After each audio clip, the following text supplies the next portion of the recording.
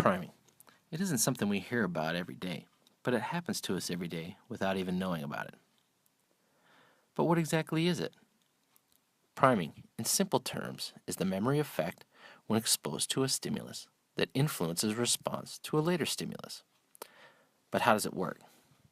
Say, for instance, I wanted you to think of the color yellow. Just before I try to guess your color, I may mention something to you about bananas. Because there's a strong correlation in most people's subconscious between bananas and the color yellow, by mentioning bananas to you, your subconscious would likely think of the color yellow before any other color. Another example is between the number 7 and the word lucky. A lot of people correlate the two together. So if I wanted you to think of the number 7, I would use the word lucky just before I guessed your number. It's not always that simple, though. Let's take a look at some other ways priming happens. I'm going to be talking about priming and stereotypes. It has a huge effect on social and cognitive behavior. Priming could lead to stereotype threat. Stereotype threat is a person who belongs to a group and has a negative stereotype which results in individual to perform at a lesser degree. This happens mainly with test performances. Some examples are women in math and whites compared with Asian men in mathematics. Then we have experiments of priming and stereotypes. There are 2 experiments that were led by John Bargh. In his first experiment, he primed his participants with words relating to elderly people. At the end of his experiment, he found out that participants walked slower when leaving. In his second experiment, he primed participants with words relating to rudeness. That resulted into participants being a lot ruder and interrupting the experimenter. We may not know, but priming happens everywhere, and we don't even know it. Priming isn't always just about getting you to think of certain words. It can also be used to control how quickly or how slowly your subconscious works. Let's take a look at negative priming. One aspect of priming is called negative priming.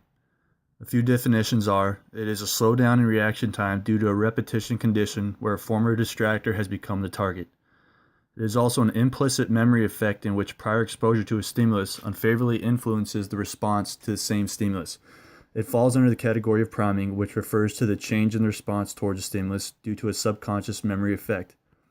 Because of this, responses to an item that had previously been ignored are slower and less accurate than responses to an item which had not previously been ignored, is called negative priming.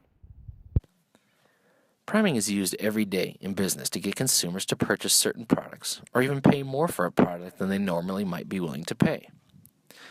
Let's take a look at how priming is used in sales. In a marketing field, there have always been examples on how priming is used. A question that producers and retailers always ask is how to charge as much as possible while not decreasing customer satisfaction. A great thing about priming is that it's able to do just that. In this example, participants are told to imagine as if they were buying a used car. They were also given data regarding prices of similar vehicles that were sold. There were 2 groups, one control group with one group of participants being primed for fairness by being asked to say what the lowest and highest fair prices of the car would be. The thing is, since all participants played the role of the buyer, this manipulation forced them to consider fairness from both sides of the deal. The results of the bargaining process revealed that the range of prices that fairness-primed buyers considered fair was actually higher than the range considered acceptable. The fairness-primed group reported that the eventual settlement exceeded their expectations, whereas the control group reported that it actually fell short of their own. This reveals that when primed for fairness, consumer behavior is influenced that regardless of the price paid, consumers are more cooperative and have an increased sense of satisfaction. Now let's take a look at how advertising and stereotyping may be used together when creating ads for certain products. Priming in relation to marketing and big business. 2 ethnic groups were asked to watch advertisements and then fill out a questionnaire. The ethnic groups were Caucasian and of Asian descent. Both of the advertisements were both done by an Asian man selling a product. And then after, the 2 ethnic groups were asked to fill out the questionnaire, and although it wasn't intended, the Asian group put that they identified more with the Asian man than the Caucasian group did. Although the advertisements reporting more towards consumerism, the identity of ethnic groups were also primed with who the Asian people identified with, and that made it easier for them to relate to the advertisements and maybe buying the consumer product later.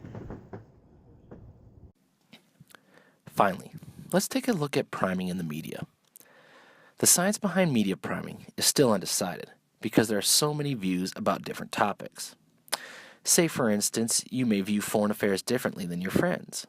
If so, decisions the president makes about issues in the world may get you to like him more, or may give you negative thoughts about him as a leader. But media priming isn't just about world affairs. Let's take a look at some headlines that have been in the news during the past year. Read this first one. What are your thoughts and feelings about what you just read? In this case, you may think the person was a criminal and the cop was doing his job. Let's take a look at the next one. What are your thoughts now?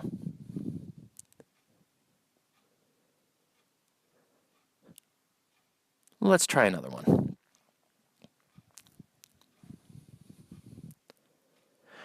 What are your thoughts on this one? And now let's look at this last one. How did this last one make you feel? As you can see, in each sentence, someone was killed. But by changing the descriptive word about each person in the sentence, you may have had different feelings about it. Since how we feel varies based on our demographic, culture, or how we live our lives, it can affect our thoughts on these situations, which makes priming in the media such a difficult area to study. As you can see, priming has a vast array in both how it works as well as how it can be used, that it makes it such an interesting topic of study. Hopefully we have given you some better insight into the world of priming.